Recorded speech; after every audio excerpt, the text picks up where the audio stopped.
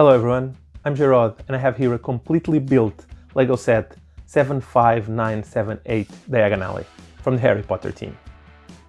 Oh wait, this box is sealed. So actually I have here two Diagon Alley LEGO sets. Why do I need a second one? Well, it's part of a project that I'm starting right now. I'm pretty excited and I can't wait to tell you all about it in this video.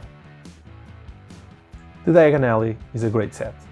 With more than 5,500 parts, it's composed by the front half of 4 buildings, each of them measuring 32 studs wide by 16 studs deep.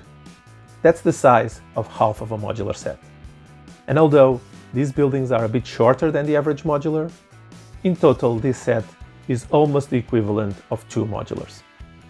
Each building tries to bring to life 2 settings from the Harry Potter's Diagon Alley, some with more success than others.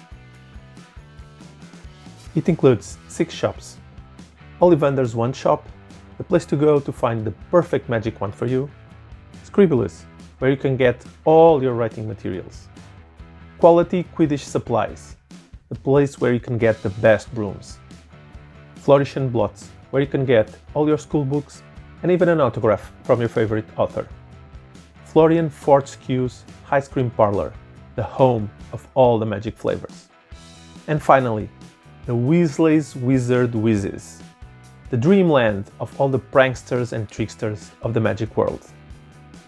It also includes the Daily Prophet, although not much more than an entry and a hallway, and the entrance to the Nocturne Alley, where all the Dark Wizards go shop.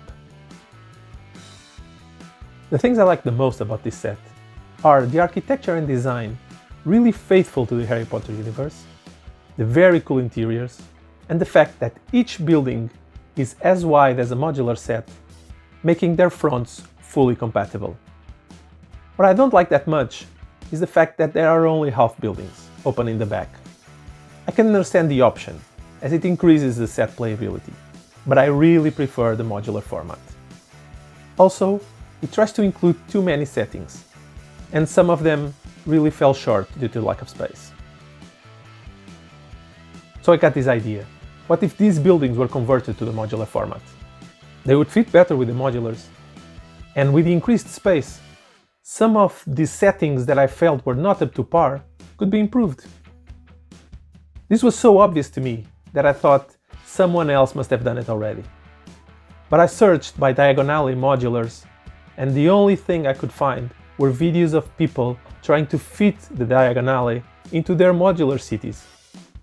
People, if any of you know someone that has already done this, please do share a link in the comments section. So that's my project, to transform each of these 4 buildings into a full modular. Not only by adding their rear half, but also by splitting the floors, so they can be easily removed and allow access to the interior of the building. I have never done such a project, only a few smaller mocks. With a demanding day job and a family, the time I spent with LEGO is mostly building sets and making these videos. But this one felt right, as something that will be hard but achievable.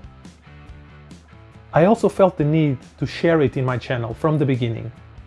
The whole unfiltered journey, wins and losses alike. I believe that more people out there want to take the leap from builder to creator. And maybe this can be the nudge they need to move forward.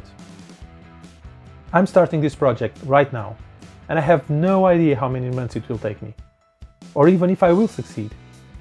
But my promise is that I will share everything with you, hoping that you will learn from my experience and maybe motivate you to do your own projects. So this is the first video about the modular Diagon Alley. Once in a while, probably with other videos in between, I will show here my progress, the victories and the struggles. At this stage, it should be fairly obvious why I have bought a second Diagon Alley LEGO set.